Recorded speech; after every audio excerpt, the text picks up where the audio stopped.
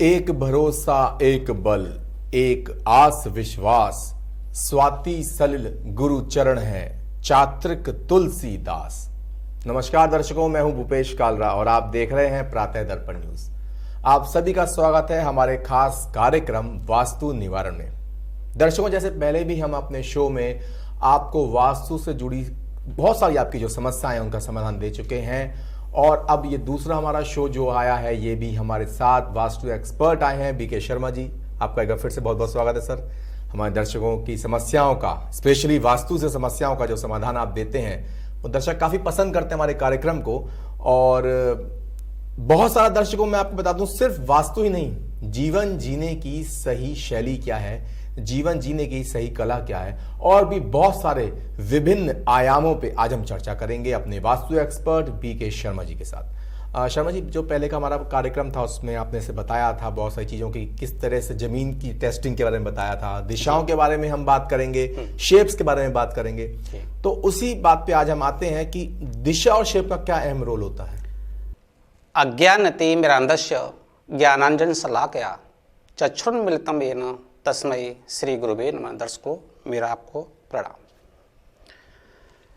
दिशा और शेप, जैसा कि भूपेश जी ने पूछा, इन दोनों का किसी भी प्लॉट को, किसी भी ज़मीन को अगर हम खरीदने जाते हैं तो उसका अहम रोल है। इससे पहले हम थोड़ा सा एक मंत्र पे आना चाहेंगे। छोटा सा है, सब लोग जानते हैं, शायद हो सकता है कि उसका अर्थ लोगों को कम पता हो। त्वमेव माता च पिता त्वमेव, त्वमेव बंधु च सखा त्वमेव, त्वमेव विद्या द्रविड़म त्वमेव, त्वमेव सर्वम मम देव देवः। इसका भी वास्तु से विशेष संबंध है। इस मंत्र का अगर जीवन में व्यक्ति अपना ले तो मैंने समझता है कि वास्तु दोष उसको छू ही सकता है। अच्छा जी, इस मंत्र का मंत्र तो ज्यादातर हम लोग पूजा करने जाते हैं और पढ़ दिया जल्दी जल्दी में, वो भी ज्यादातर दर्शकों, आप भी और हम भी जब मंदिर जाते हैं तो हम लोग एक सेकंड, तुम्हें माता च बता, तुम्हें बंधो च सखा, तुम्हें विद्या द्रवम, तुम्हें सर्वम मम देव, बस। ये जीवन जीने का एक सही तरीका जी प्रदर्शित करता है।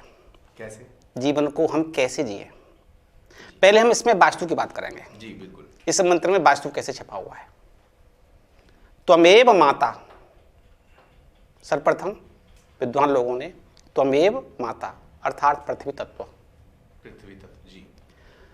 च पिता त्वमेव आकाश तत्व, त्वमेव बंधु च सखा, बंधु और सखा वायु तत्व, वायु तत्व, त्वमेव विद्या द्रविड़म त्वमेव, त्वमेव विद्या अर्थात अग्नि तत्व, प्रकाश तत्व। जी, प्रकाश। बिना विद्या के आपके जीवन में प्रकाश नहीं आ सकता। त्वमेव विद्या द्रविड़म त्वमेव, द्रविड़म अर्थात द्रव्य। द्रव्य को सबसे लास्ट में लिया तो यहां पर 5 तत्व हो गए। द्रविड़म का मतलब हो गया जल तत्व से भरा, 5 तत्व हो गए इसके अंदर। अगर हम इन 5 तत्वों में समन्वय स्थापित कर लें, जीवन फलीभूत हो गया आपका। इन 5 तत्वों के अंदर जीवन सफल हो गया आपका, वहां वास्तु कुछ नहीं कर सकता। वाह, क्या बात बताइए। आज आपने मंत्र का पूरा मतलब बदल के हमको बताया कि वास्तव में 5 तत्व जो रामचरितमानस में भी आया है कि 5 तत्वों से हमारा शरीर बना है। जी। दो 5 elements makes a human body. तो आज आपने उस मंत्र के सहारे वास्तु से कैसे कनेक्ट किया, बड़ा अच्छा आपने बात बताई। वास्तु में जो हम त्वमेव माता च पिता त्वमेव, त्वमेव बंधु च सखा त्वमेव, त्वमेव विद्या द्रविड़म त्वमेव, इसको आध्यात्मिक दृष्टि से देखते हैं, लेकिन इसको हमारे अपने जीवन में जो चीजें हमारे साथ हैं उसके साथ जोड़ना है हमें, और वहां हमें फॉलो करनी है वो चीजें। और हम उसको फॉलो करेंगे तो हमारा वास्तु कुछ नहीं बिगाड़ सकता। अब इसको जीवन में कैसे निर्धारित करें, इसको हम जीवन में कैसे लेकर के आए। देखिए कितनी सुंदर बात कही है विद्वान लोगों ने इस पे। त्वमेव माता अर्थात सर्वप्रथम किसको लिया, मां को। जीवन में हम ये निश्चय नहीं कर पाते हैं कि हमारी प्राथमिकता क्या हो। अक्सर गृहस्थ जीवन के अंदर सभी होते हैं हमारे इर्द गिर्द, किसी को तो हम प्रायोरिटी देते हैं, प्राथमिकता देते हैं, और किसी को हम पीछे कर देते हैं, छोड़ देते हैं। तो यहाँ ये मंत्र हमें जीवन जीने की कला को भी इस प्रकार से सिखाता है कि प्रथम प्रायोरिटी जो है, प्रथम प्राथमिकता है, और कौन है? माँ। सब प्रथम माँ, दूसरे नंबर पर पिता। प्रथम माँ, दूसरे नंबर पिता, उसके बाद त्वमेव बंधु, अर्थात तीसरे नंबर पे कौन है? बंधु बांधव, जो हमारे सगे संबंधी हैं, वो तीसरे नंबर पे आते हैं। च सखा त्वमेव, चौथे नंबर पे कौन हो गए? हमारे मित्र हो गए। चौथे नंबर पे हमारे मित्र हो गए। पांचवें नंबर पर विद्या, त्वमेव विद्या, पांचवें नंबर पर विद्या है, और छठवें नंबर पर द्रव्य आता है, यानी कि मेटेरियलिक वर्ल्ड। यस। तो हम इसको अपने जीवन में ये निश्चय करके चल रहे हैं कि हमारी प्रायोरिटी फर्स्ट लेवल पे किसकी है, दूसरे नंबर पे किसकी है। ये समन्वय स्थापित करने का एक बहुत सुंदर तरीका है। इसको जीवन में अगर हम कोई भी व्यक्ति अगर अपना लेता है तो वास्तु तो वैसे ही सही हो गया। शर्मा जी, एक बड़ी अच्छी बात आपने बताई, और मेरे भी जहन में एक सवाल आया, अगर हम आध्यात्मिकता के रास्ते पे सही चलें, या जो हमारे पूर्वजों ने या हमारे साधु संतों ने, ऋषि मुनियों ने जिनकी ये धरा है, जिन्होंने हमें सही शिक्षा दी, अगर हम सही अध्यात्म के रास्ते पे चलें तो वास्तु दोष तो रहेगा ही नहीं। हाँ, वास्तु भी क्या बताता है? नेगेटिव एनर्जी को डिस्ट्रॉय करना और पॉजिटिव एनर्जी को क्रिएट करना। बिल्कुल। और आध्यात्मिक क्षेत्र हमारा क्या बताता है? वो भी यही बताता है, अंधकार से प्रकाश में लाना, अंधकार से प्रकाश की तरफ, जो कि ये गुरु कार्य करता है, जो गुरु कार्य करता है। अच्छा, अगर हम गुरु की बात करें, वास्तु से कनेक्ट आप अध्यात्म भी कर रहे हैं, बड़ा अच्छा आज एक शो चल रहा है, क्योंकि ज्यादातर दर्शकों हमने देखा है और भी चैनल्स पे चलता है, वास्तु मतलब सिर्फ वो वास्तु बता देते हैं कि आपको ये करना है, ये करना है, लेकिन सही मायनों में आपको आज हम प्रातः दर्पण में बता रहे हैं, बीके शर्मा जी जो आज इतना अच्छा ज्ञान दे रहे हैं कि वास्तु एक्चुअली में कनेक्ट करता है, और वास्तु ही नहीं, सारी चीजें कनेक्ट करती हैं हमारे अध्यात्म से। जी जी जी, यही सही है। बिल्कुल बिल्कुल। और शर्मा जी, अगर हम बात करें अध्यात्म की, तो अध्यात्म से बात करें तो एक गुरु का होना तो अति आवश्यक है। अति आवश्यक है। इस बारे में क्या कहेंगे? दिशा तो गुरु ही देता है, प्रकाश की तरफ ले जाने वाला गुरु ही होता है, अंधकार से प्रकाश की ओर ले जाने वाला गुरु ही होता है। तो गुरु का तो अहम रोल है जीवन में, और आध्यात्मिक क्षेत्र में उन्नति करने के लिए गुरु का विशेष महत्व है। अच्छा, अगर जो पूजा पाठ करते हैं दर्शक, बहुत सारे दर्शक जो हमारा ये शो देख रहे हैं, वो लोग कहते हैं भाई मैं तो बहुत पूजा पाठ करता हूँ, सात्विक हूँ, तो क्या जरूरी है क्या उसका वास्तु दोष नहीं होगा? नहीं, हो भी सकता है। बिल्कुल हो सकता है। फिर ये कैसे कनेक्ट होगा? बिल्कुल हो सकता है। देखिए, पूजा करना और वास्तु ये दोनों चीज अलग अलग हो जाती हैं आपके। पूजा आप करोगे, कोई भी कर्म करोगे, उसका फल तो आपको मिलेगा जी, ऊपर वाला देता है, इसमें कोई दुराई नहीं है। लेकिन पूजा आप किस तरीके से कर रहे हो, कैसे कर रहे हो, किसकी कर रहे हो, और आपको लाभ की प्राप्ति कहां होनी है, इन दोनों के बीच में तो समन्वय स्थापित करना पड़ेगा। बिल्कुल। लाभ की प्राप्ति तो हमें तभी हो पाएगी। तो हम वास्तु को लेकर के आगे बढ़ते हैं अब। जी बिल्कुल। तो अब चर्चा करते हैं हम। आपने एक बहुत अच्छा बता दिया, ये जो हमारा मंत्र चला आ रहा है, तो यानी कि हमारे पांचों तत्व सही रहेंगे तो वास्तु सही हो गया। बिल्कुल बिल्कुल। और हम तत्व की बात करते हैं पृथ्वी, जो आपने पहले वाले शो में बता दिया कैसे चेक करना है। जी। अगर हम बात करें दिशाओं की, जैसे उसमें भी कोण होते हैं, तो उस बारे में आप कुछ बताइए। देखिए, अभी पिछले एपिसोड में हम लोगों ने 10 दिशाओं के बारे में वार्तालाप किया था, जिसमें पूर्व, पश्चिम, उत्तर, दक्षिण, उसके बाद में चारों कॉर्नर थे हमारे, इसमें ईशान, आग्नेय, नैऋत्य और वायव्य, ऊपर और नीचे, ये 10 दिशाएं थी। यहाँ हम वास्तु में 8 दिशाओं के बारे में चर्चा करते हैं। वास्तु, अगर हम किसी प्लॉट को हम परचेज कर रहे हैं, किसी भी जमीन को अगर हम ले रहे हैं, तो हमको उसका दिशा का निर्धारण करना, वास्तु देखने से पहले दिशा का निर्धारण करना अत्यंत आवश्यक है। दिशा का हम निर्धारण कैसे करें, किस तरीके से करें, ये अपने आप में बहुत ही महत्वपूर्ण। ये आपने एक महत्वपूर्ण दिशा वाली बात बताई। और दर्शकों, दिशाओं की बात पे अभी आप रुक रहिएगा, समय हो चला एक ब्रेक का। ब्रेक के बाद आपको बताएंगे दिशाओं की क्या महत्वपूर्ण बात होती है।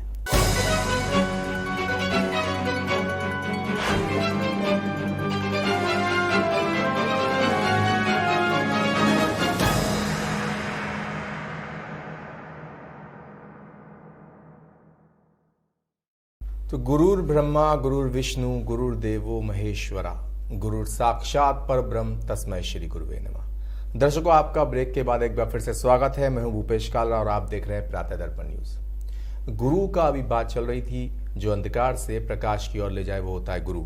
और गुरु हर क्षेत्र में, चाहे वो अध्यात्म हो, चाहे वो वास्तु हो, चाहे वो कुंडली हो, कुछ भी हो। तो उसी तरह से आज हमारे साथ वास्तु एक्सपर्ट हैं बीके शर्मा जी।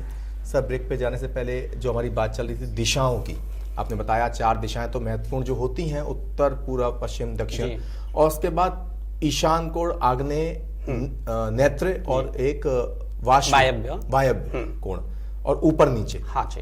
तो अगर हम आप बात करें, हमारे दर्शक जानना चाहते हैं कि कोई घर ईशान कोण है, हाँ, अब वो मेरे ख्याल से नॉर्थ और ईस्ट का ही कॉम्बिनेशन होता है। हाँ, नॉर्थ का और ईस्ट का। अगर कहीं नॉर्थ बढ़ जाए या ईस्ट, बहुत सारी चीजें होती हैं। हाँ। तो उस बारे में आप बताइए। इससे पहले हम ये आपको बताएंगे कि दिशा हम कैसे पता लगाएं कि दिशा कौन सी है और किस तरीके से है। सर, एक जानकारी, अगर हम दर्शक नॉर्मल एज अ लेमेन्स लैंग्वेज में बात करें, लोग कंपास लेके चले आते हैं, वो देख लेते हैं कि भाई यहाँ घूम गया तो ये दिशा, क्या ये सही है तरीका? नहीं, ये तरीका बिल्कुल ठीक नहीं है। इससे एंगल में आपके में अंतर आ सकता है, और एंगल में अगर हम पीक स्टेज पर हैं, बॉर्डर स्टेज पर हैं जी, तो हमारी दिशा पूरी चेंज हो जाएगी। अच्छा। जैसे हमारा 8 दिशाएं हैं, इसमें चारों कॉर्नर हैं, हर दिशा 45 डिग्री को लेकर के चलती है। 45 डिग्री कोण कोण जी। अगर हम बॉर्डर पर हैं और दिशा अगर हमने गलत तरीके से 1 डिग्री भी 2 डिग्री भी अगर हम ले लेते हैं दिशा को, तो उसमें हमारे में पूरे वास्तु में चेंज आ जाएगा। बिल्कुल, या प्लस में या माइनस में, या माइनस में, बिल्कुल। तो अब हम कैसे पता लगाएं, किस तरीके से लेके चलें कि भाई दिशा हमारी ठीक है या नहीं। अभी भूपेश जी ने जिक्र किया था दिक्सूचक के बारे में सब जानते हैं। दिक्सूचक के द्वारा दिशा का निर्धारण कैसे किया जाए। कोई भी प्लॉट है जिसे आप परचेज करने जा रहे हैं, खरीदने जा रहे हैं, प्लॉट पे आप पहुंच गए, दिक्सूचक आपके हाथ में है, तो सर्वप्रथम क्या करेंगे कि एक A4 साइज का, सिंपल तरीके जो नॉर्मल होते हैं, A4 साइज का अपना एक कागज लीजिए, पेपर लीजिएगा। उस A4 साइज के पेपर को उसका सेंटर निकाल लीजिएगा। सेंटर निकालना बहुत आसान है। अब हम प्लॉट के सेंटर पे पहुंचेंगे। ठीक। प्लॉट के सेंटर पे पहुंच करके उस पेपर को उसके सेंटर पर रख देंगे। इट मींस पेपर के सेंटर को हम जमीन के सेंटर पर रखेंगे। जैसे हम दर्शकों को बताइए, ये हमारा पेपर है, इसके सेंटर का लेके हम जमीन के सेंटर पे रख देंगे दर्शकों, सेंटर पर रखेंगे जी। अब अभी हम अगले एपिसोड में या आगे जैसे भी स्थिति बनेगी, सेंटर निकालना भी हम बताएंगे आपको जी। ये बहुत महत्वपूर्ण बात है। सेंटर कैसे निकाला जाए, क्योंकि ये प्रश्न आ रहा होगा दर्शकों की तरफ से कि सेंटर कैसे निकालें। मैं भी आपसे पूछने वाला था कि ये सेंटर कैसे निकालेंगे। तो ये हम बाद में बताएंगे भी आपको। सेंटर पेपर का ले लिया हमने, सेंटर हमने जमीन का ले लिया। पेपर के सेंटर को जमीन के ऊपर हमने रख दिया। उसके ऊपर हमने दिक्सूचक रखा। दिक्सूचक अर्थात दर्शकों कंपास जी, उसके ऊपर रख दिया हमने। अब उसकी जो डायरेक्शन है, जो दिक्सूचक बता रहा है, नॉर्थ, ईस्ट, वेस्ट और साउथ, उसमें रेड मार्किंग होती है जो नॉर्थ को इंडिकेट करता है। एरो जो होता है, जो एरो होता है वो नॉर्थ को इंडिकेट करता है। तो नॉर्थ हमारे A4 साइज के पेपर पर प्रदर्शित होगी कि नॉर्थ किधर बता रहा है। उसके पैरेलल सेंटर को क्रॉस करते हुए लाइन को मार्क कर दीजिए आप। अच्छा। रेड जो इंडिकेशन दे रहा है दिक्सूचक, और सेंटर को मिलाते हुए उसके पैरेलल लाइन को आप मार्क कर दीजिए जी। बिल्कुल, पेपर पर जी। ठीक। हम अब जमीन की बात, जमीन के ऊपर पेपर रखा हुआ है और पेपर के ऊपर हमारा दिक्सूचक रखा हुआ है। दिक्सूचक जो हमारा इंडिकेशन दे रहा है नॉर्थ का, उसके पैरेलल हमने सेंटर को मार्क करते हुए और हमने एक लाइन को ट्रेस कर दिया। बिल्कुल जी। और नॉर्थ का हमने निशान लगा दिया उस पेपर के ऊपर। वो तो पता ही है हमें, क्योंकि दिक्सूचक हमें बता रहा है, कंपास बता रहा है हमको। अब वो हमारा नॉर्थ का इंडिकेशन हो गया, क्लियर, वो जमीन का नॉर्थ हो गया हमारा। अब उसी के अकॉर्डिंग हम साउथ, ईस्ट और वेस्ट 90-90 डिग्री पर निकाल, चारों दिशा का निर्धारण हो गया हमारा। और चारों दिशाओं के बाद में जो कॉर्नर आ रहे हैं हमारे, ईशान, आग्नेय, नैऋत्य और वायव्य, उनका निर्धारण उन एंगलों के बीच में अपने आप हो जाएगा, स्वतः हो जाएगा। तो ये एक तरीका है निकालने का कि दिशा का हम आइडेंटिफिकेशन कैसे करें अपने प्लॉट पर जा करके। साधारण तौर हम क्या करते हैं, जैसे भूपेश जी ने भी बताया, नॉर्मल वे में दिक्सूचक लेके गए, कहीं भी खड़े हो गए और खड़े होकर के दृष्टिगोचर से देखा कि कहाँ पे नॉर्थ आ रहा है, हम उसी को मान लेते हैं। वो तरीका ठीक नहीं है। उसमें थोड़ा सा बदलाव करके इस तरीके से हम नॉर्थ की जानकारी कर सकते हैं। तो ये नॉर्थ निकालने का एक बहुत अच्छा तरीका आपने बताया तरीका है, और इसको कोई भी व्यक्ति, कोई भी दर्शक इसको आसानी से कर सकता है। और नॉर्थ निकाल लिया, उसका हमने चारों दिशाओं के करके, और चारों बाकी की चारों कोण आ गए, हमारे पास सब कुछ आ गया। हाँ, 8 दिशाएं आपके पास आ गई। बिल्कुल। अब 8 दिशाओं के बाद में अब हम ये देखेंगे कि प्लॉट की स्थिति क्या है जी। तो अब आपका जो दूसरा प्रश्न था जी, वो शेप के ऊपर था। शेप के ऊपर, बिल्कुल। शेप कई प्रकार की हो सकती है। शायद पिछले एपिसोड में हमने जिक्र किया था जिसमें शायद एक वर्गाकार, आयताकार, शेरमुखी, गौमुखी, इस तरीके की हमने सर्पमुखी, इसकी हमने चर्चाएं करी थी। इसके आगे अगर हम बात करें शेप की, तो शेप बहुत सारी प्रकार की हो सकती है जमीन की। शेप वृत्ताकार भी हो सकती है, ओवल शेप भी हो सकती है, समलंबाकार भी शेप हो सकती है। कछुआ की जो पीठ होती है, बीच में उठा हुआ, चारों तरफ से दबा हुआ, वैसी भी हो सकती है। जैसे हम किसी पहाड़ी पे गए सपोज, तो वो उठा हुआ हो गया, तो वो शेप भी हो सकती है हमारी। एक शेप और आती है बड़ी इंटरेस्टेड, हाथ का पंखा होता है जी। हाथ के पंखे जैसी शेप। हाथ के पंखे जैसी शेप का मतलब क्या हुआ? पतली गली कोई जा रही है जी, और उसका फैल गई, और उसके बाद में वो फैल जाए। जी जी जी। पतली गली को जा रही है, उसके बाद में जमीन फैल जाए, तो हैंड शेप बोलते हैं उसको। हाथ की जो शेप है इस प्रकार की बोलते हैं उसको। तो बहुत सारी शेप हो सकती है इस तरीके की। जो अब इस शेप में हमारे लिए अच्छा प्लॉट कौन सा है और खराब प्लॉट कौन सा है, इनके सबके अपने अपने प्रभाव हैं। तो शायद हमने पिछले वाले एपिसोड में बताया भी था कि जो वर्गाकार शेप है और आयताकार शेप है वो हमारे लिए सबसे शुभ होती है। लेकिन इसके साथ में जो वृत्ताकार शेप है, सर्कुलर, वो शेप भी प्लॉट की बहुत अच्छी होती है। रेजिडेंशियल की बात करें, वर्गाकार, वृत्ताकार शेप बहुत अच्छी होती है। बाकी की जो शेपें हैं जिनके बारे में हमने जिक्र किया, वो रहने के मतलब से इतनी अच्छी शेप नहीं है। जैसे हैंड फैन के बारे में बात किया, लास्ट में प्लॉट है हमारा, तो लास्ट के प्लॉट में पीछे से फैल गया प्लॉट हमारा, तो वो प्लॉट भी शुभ नहीं माना जाता है। तो इस प्रकार के प्लॉटों को लेने में दर्शकों को बचना चाहिए। कोई भी रास्ता है, रास्ते के एंड में प्लॉट आ रहा है, तो वो प्लॉट वास्तु के हिसाब से शुभ नहीं होता। ऐसे प्लॉटों को लेने में दर्शकों को बचना चाहिए। अच्छा, एक नॉर्मल लोग कहते हैं कि अगर घर के सामने कोई खंबा लगा या ऑब्स्टेकल है या कुछ ऐसा, तो भी वो शायद शुभ हाँ, वो भी ठीक नहीं होता। कोई पेड़ों रुकावट आ गई, रुकावट आ जाती है, तो वो भी ठीक नहीं है। इस तरीके से कोई भी इलेक्ट्रिक पोल है या कोई पेड़ है ना, तो वो या पेड़ की छाया पड़ रही है उसके प्लॉट के ऊपर, तो वो प्लॉट भी हमारे ज़्यादा शुभ नहीं माने जाते हैं।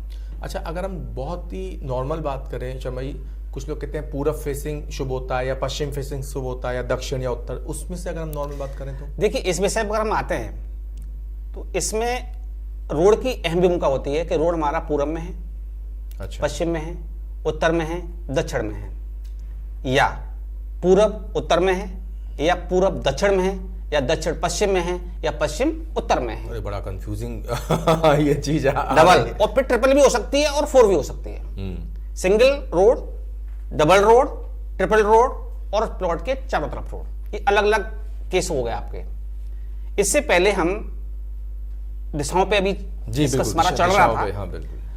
अभी हम इस पे भी आएंगे कि अगर हमारा रोड किस तरफ है तो वो प्लॉट हमारे लिए शुभ है या नहीं। लेकिन थोड़ा सा दिशा के बारे में भी हम थोड़ा सा बताएंगे आपको, क्योंकि दिशा बड़ा महत्वपूर्ण विषय है।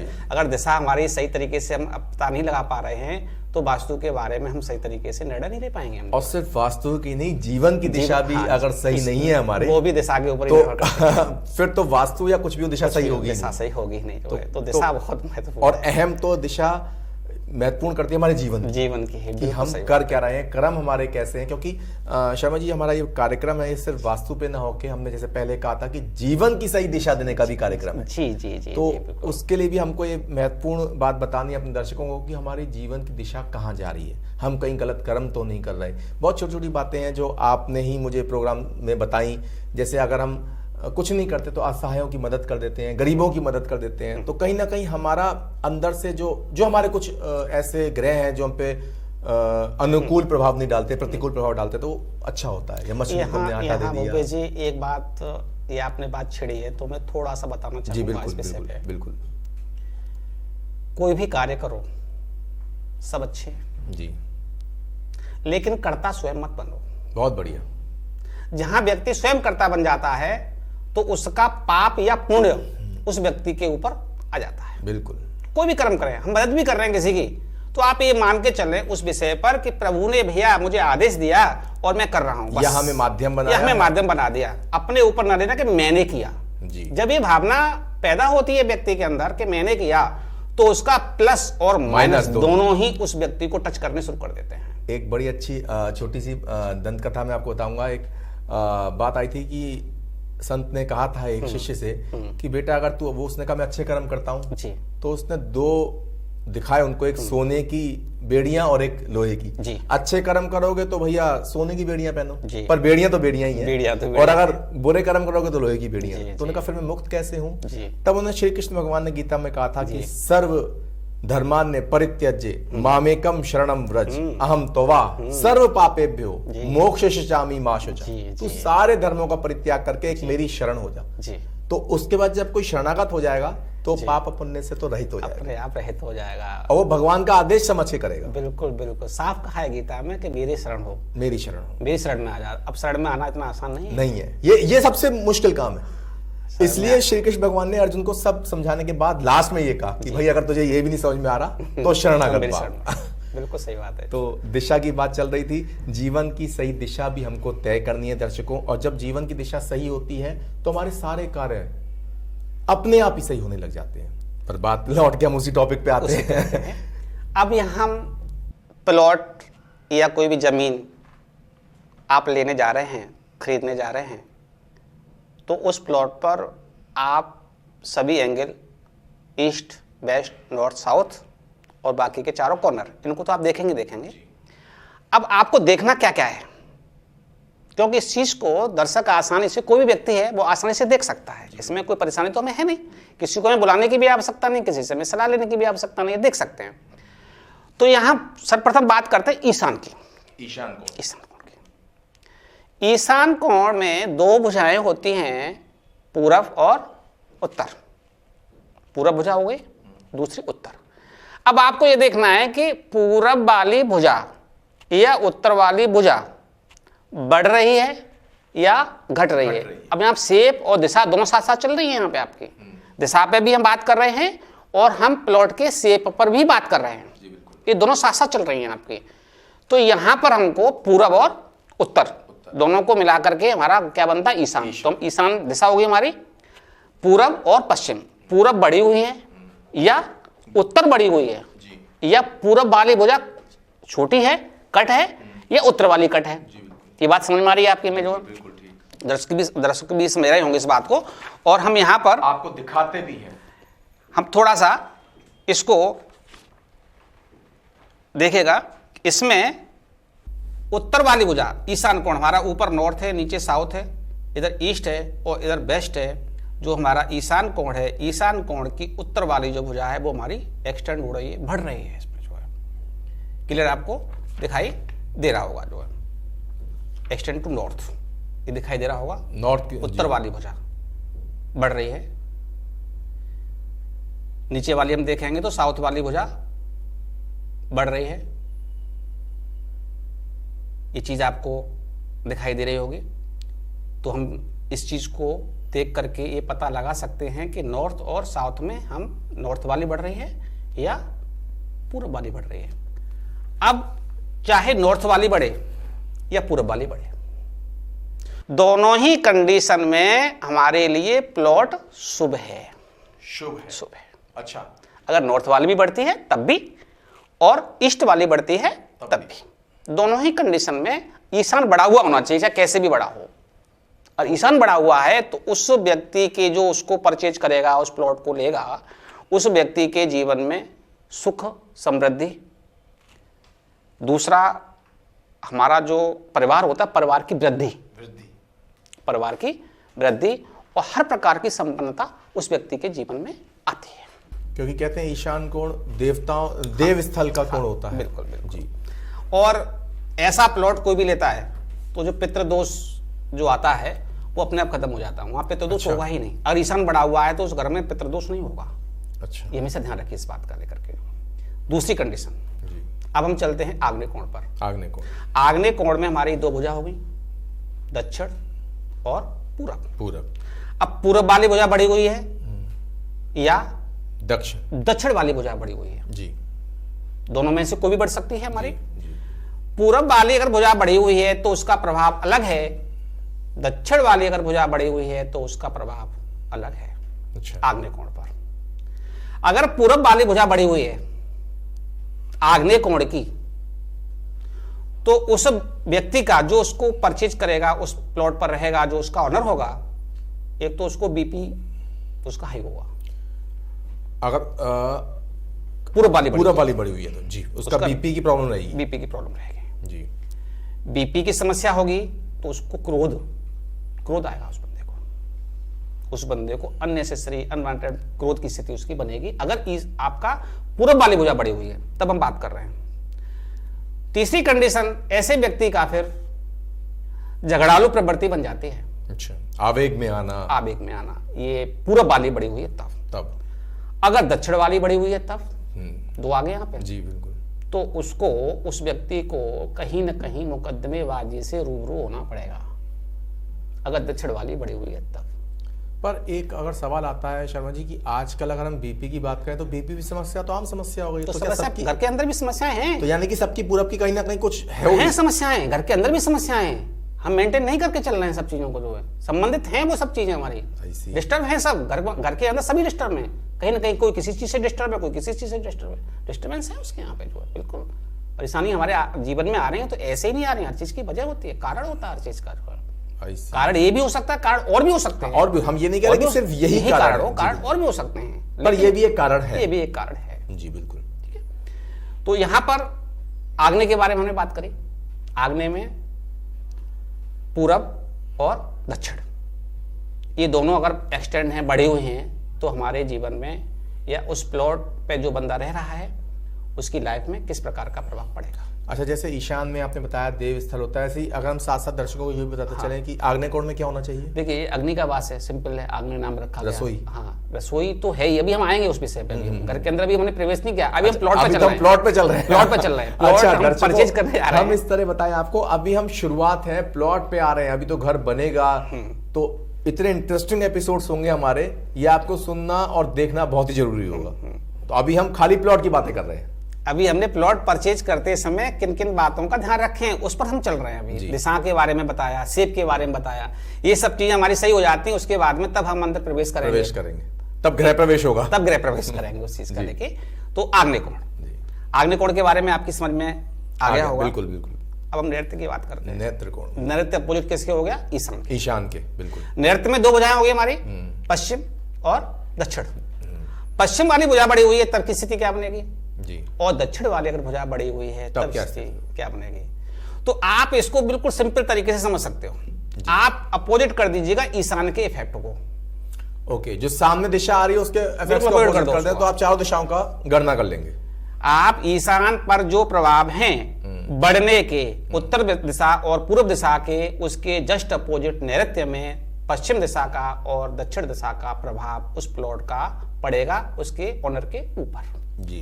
अर्थात ईशान कोण पे हमने क्या बताया आपको? परिवार में वृद्धि होगी। अब इसका उल्टा कर दीजिएगा, परिवार में वृद्धि नहीं होगी। यस, शादी ब्याह में दिक्कतें, परिवार में शादी ब्याह की बात तो बात की चल रही है अभी यहाँ परिवार की बात चल रही है यहाँ पे। परिवार में रुकावट पैदा होगी आपके नैऋत्य कोण से। अच्छा, कुल वृद्धि नहीं होगी, कुल का ह्रास होगा। अब कुल का ह्रास होगा तो यहाँ पे क्या प्रभाव पड़ेगा? घर की महिलाएं कहीं ना कहीं एक हीन भावना से ग्रसित रहेंगी। ये बहुत इंपॉर्टेंट पॉइंट है। जितना ईशान इंपॉर्टेंट है उतना ही नैऋत्य भी इंपॉर्टेंट है, उतना ही महत्वपूर्ण है। तो घर की जो महिलाएं हैं वो कहीं ना कहीं डिस्टर्बेंस रहेंगी और ऐसी महिलाओं को कभी कभार मानसिक रोग से भी ग्रसित हो जाते हैं, मानसिक पीड़ा भी उनको बन जाती है।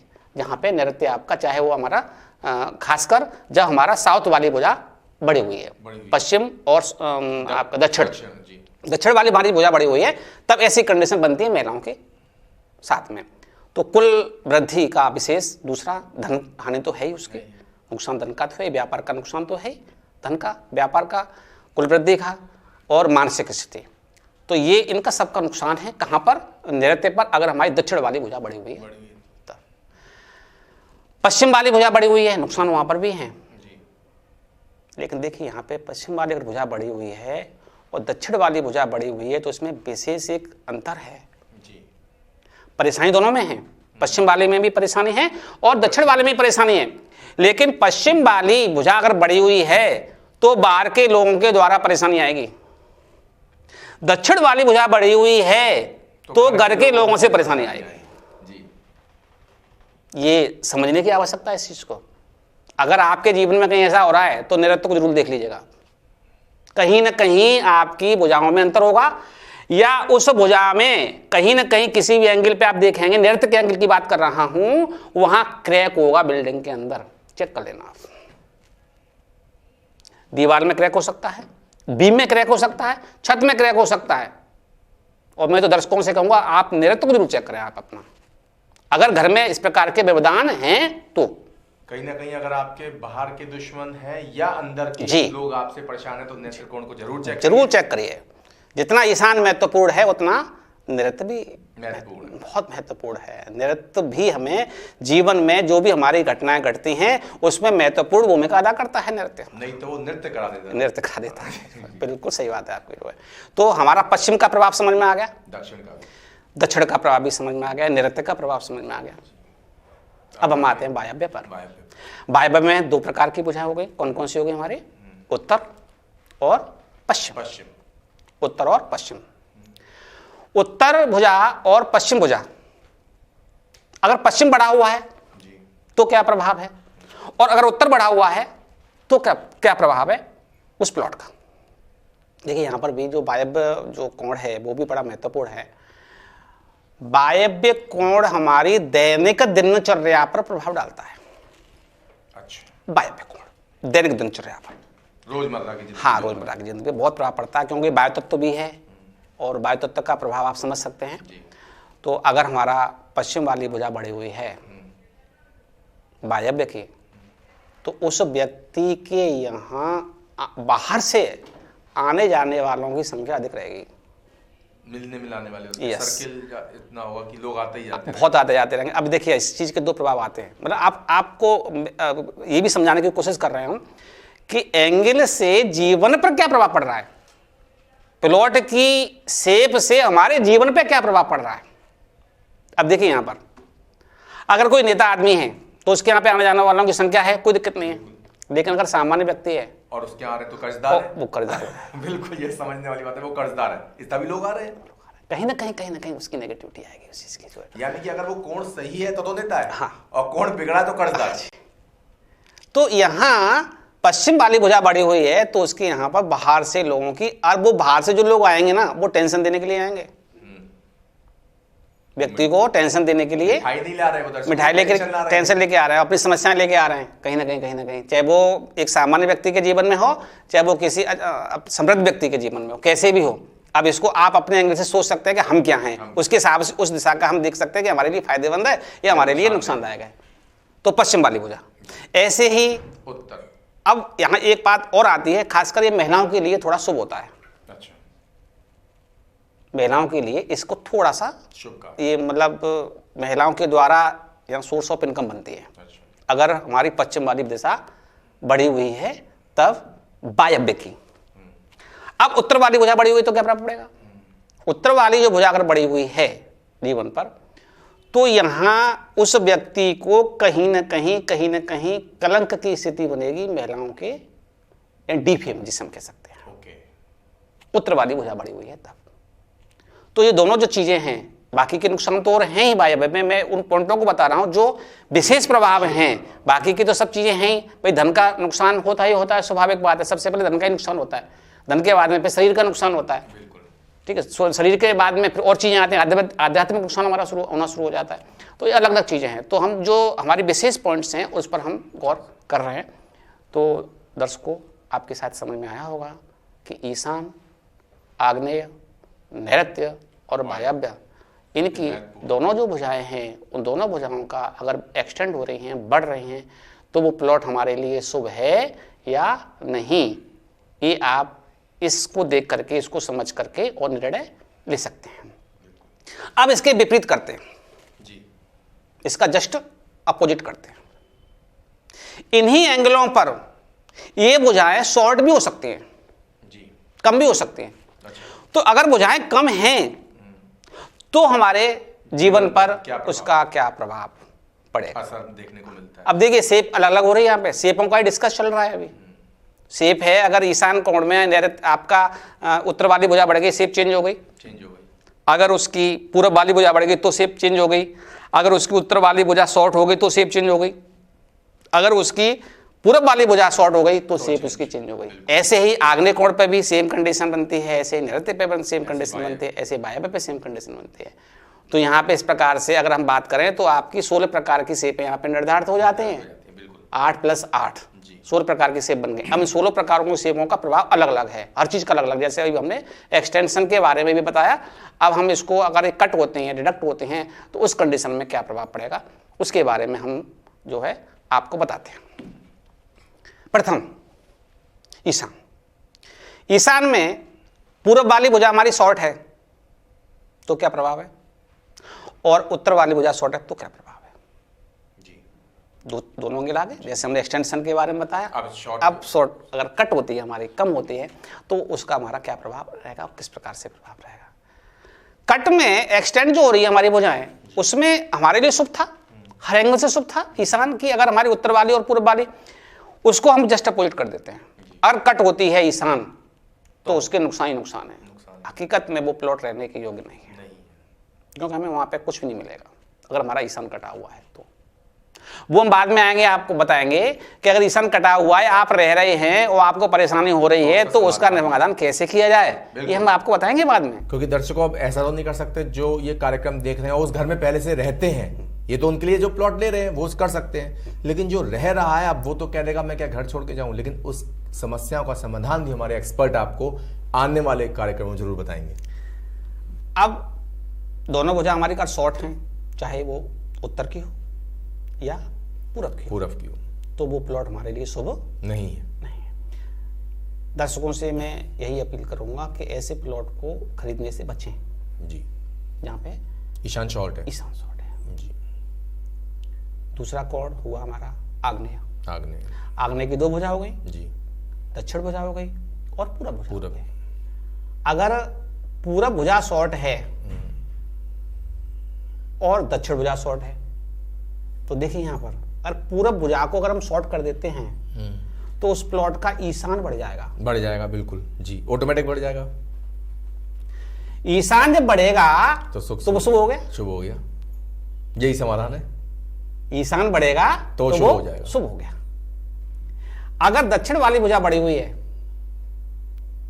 तो उस व्यक्ति को, जो अभी हमने बताया था एक्सटेंशन में जो प्रॉब्लम थी, वही सेम कंडीशन यहां पर भी आएगी, उसको क्रोध की स्थिति बनेगी। हालांकि ये जब आग्नेय कोण हमारा शॉर्ट होता है तो वहां सबसे बड़ा नुकसान पुत्र को होता है। उस व्यक्ति का अधिकतर पुत्र की मानसिक स्थिति पूर्ण रूप से अच्छी नहीं हो पाती, मानसिक स्थिति विकास नहीं हो पाता, उसका विकास में अवरोध आता है, पुत्र के विकास में। आग्नेय कोण अगर आग्नेय कोण का अगर दक्षिण वाली हाँ बड़े हुए तो कहीं ना कहीं वहां वो नुकसान हमारा, बाकी के नुकसान तो हैं ही, जैसे क्रोध आना बताया अभी आपको, झगड़ा करना, झगड़ालू प्रवृत्ति बन जाना, बीपी की समस्या है, ये तो बनेंगी। धन का भी नुकसान होता ही है, जब आदमी को क्रोध आएगा, झगड़े में फंसेगा, कहीं ना कहीं धन का नुकसान तो होता ही होता है, मुकदमेबाजी होगी, वहाँ पे जो परेशानियां खड़ी होंगी हमारे सामने जो, लेकिन साथ में ही हमारे पुत्र के लिए भी थोड़ा सा नुकसानदायक होता है। तो ये आग्नेय कोण की बात हुई। आग्नेय कोण के बाद में अब आते हैं नैऋत्य पर। तो नैऋत्य कोण की अगर हमारी पश्चिम वाली भुजा शॉर्ट है या हमारी दक्षिण वाली भुजा शॉर्ट है, तो उस कंडीशन में क्या प्रभाव पड़ेगा।